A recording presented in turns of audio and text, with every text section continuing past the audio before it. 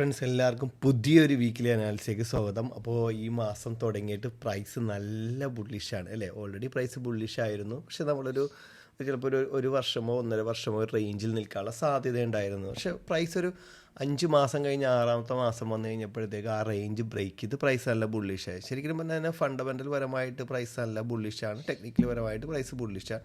Institution ആണെന്നുണ്ടെങ്കിൽ ഇത് രണ്ടും ആണെന്നുണ്ടെങ്കിൽ പ്രൈസ് എങ്ങോട്ട് മൂവ് ചെയ്യുന്നു അങ്ങോട്ട് കൊണ്ടുപോകാനാണ്. ബുള്ളിഷിലേക്കാണെങ്കിൽ പ്രത്യേകിച്ച് കൊണ്ടുപോകാനാണ് ഇൻസ്റ്റിറ്റ്യൂഷൻ്റെ ആഗ്രഹം. എന്താണെന്ന് വെച്ച് കഴിഞ്ഞാൽ ഇൻസ്റ്റിറ്റ്യൂഷൻ പലവട്ടം പ്രൈസ് താഴേക്ക് വരുവാന്ന് നോക്കി, പക്ഷേ വരുന്ന പ്രൈസ് എപ്പോഴൊക്കെ പ്രൈസ് ഒരു ഡിസ്കൗണ്ടിലേക്ക് വരുന്നു അല്ലെങ്കിൽ ഒരു പുൾ ബാക്ക് താഴേക്ക് എടുക്കുന്നു, ആ സമയത്തൊക്കെ നല്ലൊരു ബൈയിങ് പ്രഷർ തന്നെ ഉണ്ടായിരുന്നു.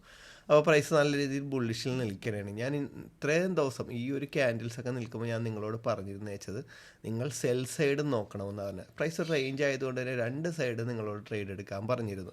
പക്ഷേ ഇനി നിങ്ങൾ ശരിക്കും പറഞ്ഞു കഴിഞ്ഞാൽ ഒരു സെൽ സൈഡിലേക്ക് നിങ്ങൾ നോക്കേ ചെയ്യരുത്. എന്താണെന്ന് വെച്ച് കഴിഞ്ഞാൽ പ്രൈസ് നല്ല എക്സ്ട്രീം ബുള്ളിഷിലാണ്. അതായത് പ്രൈസ് ഇപ്പോൾ ഈ കയറി പോകുന്ന അതേ ഒരു സ്ട്രക്ചർ തന്നെ, അപ്പോൾ ഇത് ക്രിയേറ്റ് ചെയ്തതിന് ശേഷം പ്രൈസ് കയറി പോകുന്ന അതേ സ്ട്രക്ചർ തന്നെ വീണ്ടും കയറാനുള്ള സാധ്യത കൂടുതലാണ്. നല്ല രീതിയിലേക്ക് ചിലപ്പോൾ വേണം ഒരു 100, 150, $200 വരെ കയറാം. പക്ഷേ നമ്മൾ സെൽ സൈഡ് എടുക്കേണ്ടത് എപ്പോഴാണെന്ന് വെച്ച് കഴിഞ്ഞാൽ പ്രൈസ് ഒരു സെൽ സൈഡിലേക്ക് നമുക്കൊരു റിയാക്ഷൻ തരികയും സെൽ സൈഡ് പി ഒകളൊക്കെ റിയാക്ട് ചെയ്യുകയും അതേപോലെ ബൈ സൈഡിൻ്റെ ഹയർ ടൈം ഫ്രെയിം പി ഒയിലൊക്കെ ഫെയിലാകുകയൊക്കെ ചെയ്യുകയാണെങ്കിൽ, ഫോർ എക്സാമ്പിൾ പറയുകയാണെങ്കിൽ 1 അവറിലൊക്കെ ഒരു ചേഞ്ച് ഓഫ് കാറ്റൊക്കെ തരികയാണെങ്കിൽ നമുക്ക് ഏകദേശം ഉറപ്പായിട്ട് പറയാം പ്രൈസ് ഇച്ചിരി കൂടി ബിയറിഷിലേക്ക് വരാൻ സാധ്യതയുണ്ടെന്ന്. അല്ലാതെ നിങ്ങളിപ്പോൾ പോയി സെല്ലിലേക്ക് എടുക്കരുത്. എന്നോട് പല ആൾക്കാരും സെല്ലെടുക്കട്ടെ എന്നും പറഞ്ഞ് ഒരുപാട് ഒരു മെസ്സേജ് ചെയ്തു. എൻ്റെ സ്റ്റുഡൻസ് തന്നെ ചോദിച്ചാൽ അവർ ഒരിക്കലും ഇല്ല, ബൈ സൈഡിലേക്കുള്ളത് എടുക്കുക, ലോങ് ടൈം ഹോൾഡ് ചെയ്യുക. ഇത് മാത്രമാണ് നമ്മൾ പറഞ്ഞുകൊണ്ടിരുന്നത് വെച്ചാൽ. എന്തുകൊണ്ടെന്നാൽ നിങ്ങൾ സെൽ സൈഡ് പിടിക്കണമെങ്കിൽ നിങ്ങൾക്ക് ഒരുപാട് ലോസ് ഉണ്ടാകാനുള്ള സാധ്യത. നമ്മൾ അതിലൊരു കൺഫർമേഷനിലൊക്കെയാണ് നമ്മൾ പോയി എൻട്രി അടിക്കുന്നത്. നമുക്ക് വ്യക്തമായിട്ടുള്ള എൻട്രി മോഡുകളുണ്ട്, വ്യക്തമായിട്ട് പി ഒ ഉണ്ട്, നല്ല അടിപൊളി സ്ട്രക്ചർ മാപ്പാണ്. ഇതെല്ലാം നല്ല എൻട്രി സെറ്റപ്പുകൾ നമുക്ക് തരുമ്പോഴത്തേക്ക് നമ്മൾ എന്തിനാണ് സെല്ല്. പല ആൾക്കാരുടെ ഇപ്പോൾ എൻ്റെ സ്റ്റുഡൻസ് അല്ലാതെ പല ആൾക്കാർ സെല്ലെടുക്കട്ടെ ഒരുപാട് സെല്ലെടുത്ത് ലോസ് നിൽക്കുന്ന സ്ക്രീൻഷോട്ടൊക്കെ എനിക്ക് അയച്ചു തന്നു. പല ആൾക്കാരും വിളിച്ച് സംസാരിക്കുകയും ചെയ്തു. പക്ഷേ ഞാൻ പറയണമെന്ന് വെച്ച് കഴിഞ്ഞാൽ സെല്ല് നിങ്ങൾ എടുക്കുമ്പോഴെന്ന് വെച്ചാൽ നിങ്ങളുടെ സ്റ്റോപ്പ് ലോസ് വളരെ പെട്ടെന്ന് എടുക്കും. നിങ്ങൾ നോക്കുമ്പോൾ ചെറിയ സ്റ്റോപ്പ് ലോസ് ആയിരിക്കും സെല്ലിലേക്ക് വരാൻ ഒരുപാട് കിട്ടും. പക്ഷേ ബൈയിലേക്ക് നിങ്ങൾ നല്ലൊരു പി ഒ നിങ്ങൾ ചിലപ്പോൾ അങ്ങനെ പഠിക്കാത്തത് കൊണ്ടായിരിക്കും നല്ലൊരു പി ഒയിൽ വന്നൊരു കൺഫർമേഷനിലല്ല അവിടെയും നമ്മൾ സ്റ്റോപ്പ് ലോസ് വെക്കുന്നുണ്ടല്ലോ. നമ്മൾ കറക്റ്റായിട്ടുള്ള കാര്യങ്ങൾ ചെയ്തിട്ടാണ് അവിടെ നമ്മൾ പ്രോഫിറ്റ് എടുക്കുന്നത്. ഞാൻ ഈ ആഴ്ച എടുത്ത ട്രേഡ്സ് ഇതെല്ലാം കാണുമ്പോൾ നിങ്ങൾക്ക് ഇച്ചിരിയും കൂടി വ്യക്തമായിട്ട് മനസ്സിലാവും. അപ്പോൾ നമുക്ക് വീക്കിലേക്ക് വരാം. വീക്കിലേക്ക് വന്നു കഴിഞ്ഞാൽ പ്രൈസ് നല്ല എക്സ്ട്രാ ബുള്ളിഷാണ്. കഴിഞ്ഞ വീക്കുകളൊക്കെ ഉണ്ടാകാനൊക്കെ നല്ല രീതിയിൽ ബുള്ളിഷ്. പക്ഷേ ഞാൻ പറഞ്ഞായിരുന്നു ഡേയുടെ ക്യാൻഡിൽ ഇവിടെ ക്ലോസ് ചെയ്ത്, അതായത് ഈ ക്യാൻഡിൽ ക്ലോസ് ചെയ്യണതിന് മുമ്പായിട്ട് ഈ ഒരു ഹൈ എടുത്ത ക്യാൻഡിൽ ആദ്യം നല്ലൊരു ബിയറിഷ് ക്യാൻഡിലായിട്ട് മാറി. അതായത് പ്രൈസ് വന്ന് ഈ ഒരു ഹൈ എടുത്തു, അതിനുശേഷം പ്രൈസ് നല്ല രീതിയിൽ ഇറങ്ങിയില്ല. ഞാനൊക്കെ ആ സെല്ലൊക്കെ ഒരുവിധം എടുത്ത് പ്രോഫിറ്റൊക്കെ എടുത്ത് $300 പ്രോഫിറ്റ് കണ്ടു. ഒരു ട്രേഡ് ഒരു 300 കണ്ടത് വന്ന് എനിക്ക് സ്റ്റോപ്പ് ലോസ് അടിക്കുക ചെയ്ത് ഞാൻ ബ്രേക്ക് ചെയ്യാൻ സെറ്റ് ചെയ്തില്ല. എന്ന് വെച്ചാൽ ഇറങ്ങണമെങ്കിൽ ഇറങ്ങട്ടെ, എങ്ങനെ ബ്രേക്ക് ചെയ്യാൻ അടിച്ചിട്ട് ഫസ്റ്റ് സെല്ലായതുകൊണ്ട് എങ്ങാനും ബ്രേക്ക് ചെയ്യാൻ അടിച്ചിട്ട് പ്രൈസ് വന്ന് ഇറങ്ങിയാലാന്ന്. പക്ഷേ എനിക്ക് സ്റ്റോപ്പ് ലോസ് ഹിറ്റ് ചെയ്തു.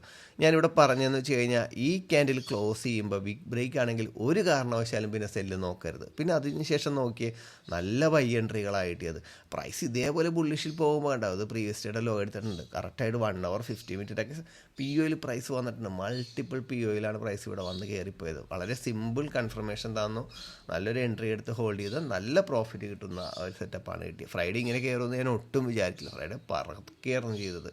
അപ്പോൾ ശരിക്കും പറഞ്ഞാൽ ഒരു 5 ദിവസം എടുക്കണമെങ്കിൽ ഒരു ദിവസം മാത്രമേ പ്രൈസ് ഒരു ബിയറിഷ് ക്യാൻഡിൽ വന്നുള്ളൂ. ബാക്കി 4 ഡേയ്സ് നല്ല ബുള്ളിഷ് ക്യാൻഡിലായിരുന്നു. അപ്പോൾ ഇനി ബൈ സെറ്റപ്പുകൾ മാത്രം നോക്കുക. ബൈയിലേക്കുള്ള സെറ്റപ്പുകൾ മാത്രം ഈ ആഴ്ച നിങ്ങൾ നോക്കുകയാണെങ്കിൽ നിങ്ങൾക്ക് ചിലപ്പോൾ ട്രേഡിൻ്റെ എണ്ണം കുറവായിരിക്കും, പക്ഷേ കിട്ടുന്ന ട്രേഡല്ല അടിപൊളിയായിരിക്കും. നല്ല പ്രോഫിറ്റ് എടുത്തെടുത്ത് മാറാവുന്നതായിരിക്കും. ഒരിക്കലും ബൈയിലേക്കാണെങ്കിലും പുറത്തുള്ള സ്റ്റുഡൻറ്റ് മറ്റവരോട് ഞാൻ ഓൾറെഡി മെൻറ്റർഷിപ്പ് ഗ്രൂപ്പിൽ കമ്മ്യൂണിക്കേറ്റ് ചെയ്യും. പുറത്തുള്ള സ്റ്റുഡൻസിനോട് എനിക്ക് പറയാനുള്ളതെന്ന് വെച്ച് കഴിഞ്ഞാൽ നിങ്ങൾ ട്രേഡ് എടുക്കുമ്പോഴത്തേക്കും നിങ്ങൾ എപ്പോഴും മൾട്ടിപ്പിൾ ടാർഗറ്റ് സെറ്റ് ചെയ്യുക. ബ്രേക്ക് ചെയ്യാൻ വെക്കുന്നതിന് മുമ്പായിട്ട് ഒരു പ്രോഫിറ്റ് എടുത്തുക. മിനിമം ഒരു 25 എബോവ്% പ്രോഫിറ്റ് എടുത്തിട്ട് മാത്രം ഹോൾഡ് ചെയ്യുക. അല്ലാന്നുണ്ടെങ്കിൽ നമ്മൾക്ക് നമ്മുടെ ഇമോഷൻസ് വർക്കൗട്ടാകുന്ന വെച്ചാൽ ബ്രേക്ക് ഈവൻ സ്റ്റോപ്പ് ലോസ് ഒക്കെ അടിക്കുമ്പോൾ നമ്മൾ ലാഭം കണ്ടു, പക്ഷേ ലാഭം ബുക്ക് ചെയ്യാൻ പറ്റില്ല, നഷ്ടത്തിലായി മാറും.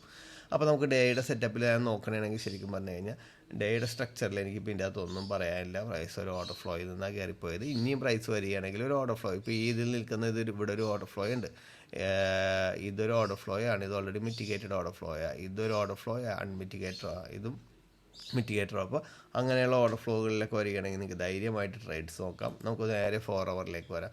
4 ഇപ്പോൾ ഐ ഡി എടുക്കുകയാണെങ്കിൽ പ്രൈസ് ഒന്ന് ഐ ഡി വരുന്നത് ഇതാണ്. ഐ ഡി എടുക്കണമെങ്കിൽ പ്രൈസ് റിയാക്ട് ചെയ്യും. 4 ഒരു ഓർഡർ ഫ്ലോ ഉണ്ട്. അപ്പോൾ ഇതൊരു ഹൈ പ്രയോറിറ്റി ഓർഡർ ഫ്ലോ ആണ്. അപ്പോൾ ഇത് നിങ്ങൾ മാർക്ക് ചെയ്ത് വെച്ചിട്ട് ഇവിടെ നിന്ന് വരികയാണെങ്കിൽ നിങ്ങൾ ധൈര്യമായിട്ടൊരു ബൈ എടുക്കുക, ലോങ് ടൈം ബൈ എടുക്കാവുന്നതാണ്. പക്ഷേ അതിന് മുമ്പായിട്ട് പ്രൈസ് റിയാക്ട് ചെയ്തൊക്കെ വരുള്ളൂ.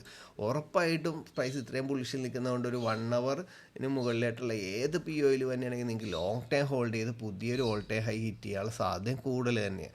ഞാൻ ഈ ട്രേഡ്സ് ഒക്കെ വന്നു കഴിഞ്ഞപ്പോൾ തന്നെ പറഞ്ഞു 1 ഹവറിൻ്റെ ഐ ഡി എടുത്തിട്ടുണ്ട്, പ്രീവിയസ് ഡേയുടെ ലോ എടുത്തിട്ടുണ്ട്, 50 മിനിറ്റിൻ്റെ സ്ട്രക്ചർ മാപ്പിലാണ് വരുന്നത് കേട്ടോ. കറക്റ്റ് ട്രേഡ്സ് ആയിരുന്നു, പക്കാ ട്രേഡായിരുന്നു. നമ്മൾ കുറച്ച് നേരം ഹോൾഡ് ചെയ്ത് കഴിഞ്ഞപ്പോഴത്തേക്കും പ്രൈസ് പറഞ്ഞു നോക്കിയേ നല്ല എൻട്രീസ് ആയിരുന്നു.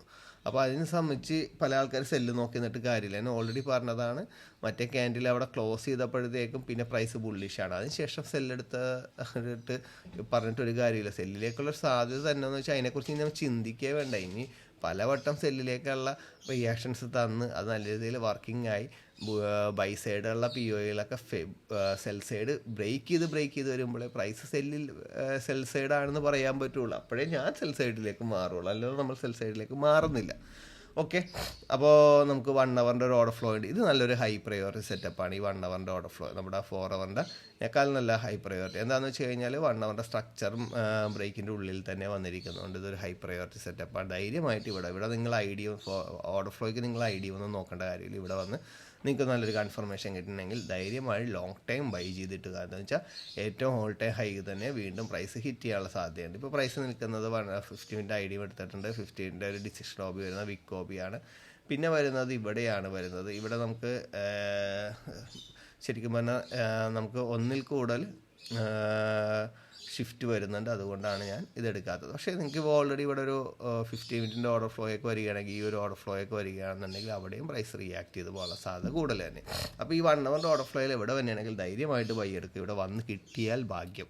എങ്ങാനും മൺഡേ ഓപ്പൺ ചെയ്യുമ്പോൾ പ്രൈസ് നേരെ ഇറങ്ങി ഇവിടെ തന്നെയാണെങ്കിൽ നിങ്ങൾ ധൈര്യമായിട്ട് ബൈ തന്നെ എടുക്കുക. അപ്പോൾ ബൈ മാത്രം ആണ് ഞാൻ ഫോക്കസ് പറയുന്നത്, വേറെ ട്രേഡ്സ് ഒന്നും ഞാൻ അതിൽ പറയുന്നില്ല. സെൽ സൈഡ് ചിന്തിക്കാനേ ചെയ്യരുത്, ബൈ സൈഡ് മാത്രം നോക്കുക. അപ്പോൾ നമുക്ക് നേരെ ബ്രിട്ടീഷ് പൗണ്ടിൻ്റെ ഒക്കെ വരാം. നമുക്ക് ശരിക്കും പറഞ്ഞു കഴിഞ്ഞാൽ ഡോളറിൻ്റെ ആ ഒരു വീഴ്ചയൊക്കെ ഗോൾഡിന് ഒരുപാട് ഗുണം ചെയ്തിട്ടുണ്ടെങ്കിലും ബ്രിട്ടീഷ് പൗണ്ട് ആദ്യത്തെ കുറച്ച് ദിവസങ്ങളിലൊന്ന് കയറിയെന്നല്ലാതെ കഴിഞ്ഞ മാസം ഒന്ന് ജസ്റ്റ് ഒന്ന് കയറിയെന്നല്ലാതെ പിന്നീട് ഈ മാസമൊക്കെ നോക്കുമ്പോൾ അത് അവിടെ തന്നെ നിൽക്കുന്നുണ്ട്. എനിക്ക് മന്തിലൊന്നും ഇതിൽ പറയാനൊന്നുമില്ല. നേരെ നമുക്ക് വീക്കിലേക്ക് വരാം. വീക്കിലേക്ക് വന്നു കഴിഞ്ഞാലും നമ്മൾ ഓൾറെഡി വീക്കിൻ്റെ പറഞ്ഞ ഈ ഹൈ എടുക്കണമെങ്കിൽ പ്രൈസ് താഴേക്ക് പോകും. ആ റിയാക്ഷനാണ് ഇപ്പോൾ ലൈവ് നടന്നുകൊണ്ടിരിക്കുന്നത്, വേറെ ഒന്നുമില്ല. അപ്പോൾ നമുക്ക് നേരെ ഡേയിലേക്ക് വരാം. ഡേയിലേക്ക് വരുമ്പോൾ കഴിഞ്ഞ 5 ദിവസം പ്രൈസ് എന്താണ് ചെയ്തത്? കഴിഞ്ഞ 5 ദിവസം എവിടെ നിന്നാണോ ഓപ്പൺ ചെയ്തത് അവിടെ തന്നെ ഇപ്പോൾ പ്രൈസ് നിൽക്കുന്നുണ്ട് അല്ലേ? അതേ പൊസിഷനിൽ തന്നെ പ്രൈസ് നിൽക്കുന്നത്. പക്ഷേ പ്രൈസ് ഈ ഹൈ എടുത്തിട്ടുണ്ട്. അപ്പോൾ നമ്മൾ ഈ ഹൈയുടെ എൻട്രീസ് നമ്മൾ കറക്റ്റായിട്ട് പറഞ്ഞതാണ്. ഈ ട്രേഡ്സ് നമ്മൾ കറക്റ്റായിട്ട് നമ്മൾ പറഞ്ഞതാണ്. മൺഡേ നിങ്ങൾക്ക് ഈ ഒരു ട്രേഡ് കിട്ടണമെങ്കിൽ ധൈര്യമായിട്ട് എടുത്തോളാൻ പറ്റും. എന്ന് വെച്ചാൽ നമുക്ക് ഈ 4 ഹവറിൻ്റെ ഓബിയിൽ നിന്ന് പ്രൈസ് റിയാക്ട് ചെയ്ത് തിരിച്ചു വരുമ്പോൾ നമുക്ക് ഇവിടെ ഇൻറ്റേർണൽ ഒന്നും പറയാനില്ല. ഇൻറ്റേർണൽ നമുക്ക് പിന്നെ നോക്കണമെന്നുണ്ടെങ്കിൽ തന്നെ ഉണ്ടോ, ഇൻറ്റേർണൽ നമുക്ക് പറയാനില്ല. നോക്കണമെങ്കിൽ തന്നെ ഈ ഹൈ എടുക്കണമെങ്കിൽ സെല്ല് ചെയ്യാനാണ് പറഞ്ഞത്. അടിപൊളിയായിട്ട് ആ എൻട്രി നമുക്ക് ഇവിടെ നിന്ന് കിട്ടിയിട്ടുണ്ട്. ഈ ഹൈ പ്രൈസ് എടുക്കുകയും ഈ 1 ഹവറിൻ്റെ ഓബിയിൽ നിന്ന് പ്രൈസ് തിരിച്ച് കയറി വന്ന് ഈ ഹൈ എടുക്കുകയും ഇങ്ങോട്ടുള്ള സെല്ല് നോക്കി, അതായത് പ്രൈസ് ഈ ഒരു പി ഒയിൽ തന്നെയാണ് ശരിക്കും പറഞ്ഞാൽ ഇൻസ്റ്റിറ്റ്യൂഷന് ഈ ബ്രേക്ക് ഓഫ് ഉണ്ടാക്കാൻ താല്പര്യം. പക്ഷേ ഇൻസ്റ്റിറ്റ്യൂഷൻ ഇവിടെ നല്ല രീതിയിൽ പുഷ് ചെയ്തു. ബാക്കി പോകേണ്ടത് ശരിക്കും പറഞ്ഞു കഴിഞ്ഞാൽ നല്ലൊരു സെല്ലിങ് ഉണ്ടായില്ല. അപ്പോൾ ശരിക്കും പറഞ്ഞു കഴിഞ്ഞാൽ പ്രൈസ് ഇങ്ങോട്ട് മൂവ് ചെയ്യാതെ ആയി കഴിഞ്ഞപ്പോഴത്തേക്ക് ഇൻസ്റ്റിറ്റ്യൂഷൻ തിരിച്ചു വരുമ്പോൾ ഇവിടെ വേറെ വേണ്ടപ്പെട്ട ഒരു ഇൻറ്റേർണലൊന്നും ഇല്ല. അപ്പോൾ ഈ ഹൈ ലിക്വിഡേറ്റ് ചെയ്ത് കഴിഞ്ഞാൽ പിന്നെ പ്രൈസ് പോകുന്ന പോക്കെന്ന് പറഞ്ഞാൽ ഇതായിരിക്കും. നല്ല സെക്കൻഡ് എൻട്രിയാണ് ശരിക്കും പറഞ്ഞാൽ ഇൻറ്റേർണൽ സ്ട്രക്ചറിൻ്റെ എൻട്രിയാണ് 4 ഹവറിൻ്റെ. പക്ഷേ അടിപൊളി എൻട്രി ആയിരുന്നു, വളരെ ഫാസ്റ്റായിട്ട് തന്നെ ഇല്ല ടാർഗറ്റ് ഹിറ്റ് ചെയ്ത്. ശരിക്കും പറഞ്ഞാൽ ആ സമയത്ത് ന്യൂസൊക്കെ ഉണ്ടായിരുന്നു നല്ല രീതിയിൽ. അത് ന്യൂസിലൊക്കെ നിൽക്കുമ്പോൾ നമ്മൾ ഏകദേശം ഇവിടെ നിൽക്കുന്ന ബ്രേക്ക് വേണ്ടിയിട്ടാലും നമ്മൾ സേഫ് സൈഡിലാണ് നിന്നേച്ചത്.